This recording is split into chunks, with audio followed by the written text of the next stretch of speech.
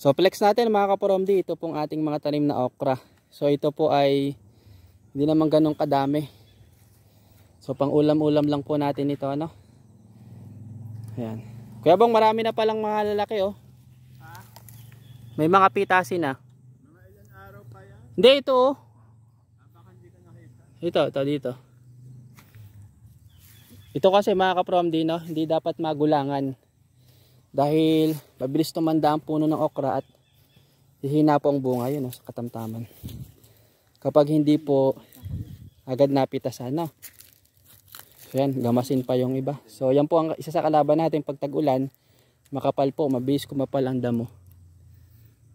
So yan, flex lang po natin, no. So maganda rin yung magpo-focus lang kayo halimbawa sa dalawang crops, pang maramihan, then may kaunting gulay-gulay, panggamit po personal para nasa bahay kubo, no. Marami po ang iba't ibang gulay. Sa mahal ng gulay ngayon, kung may ilang pirasong tanim tayo para sa pangsariling gamit, ay malaking tipid po. Ayan po yung ating mga tanim po na okra dito sa farm. Ayun, no.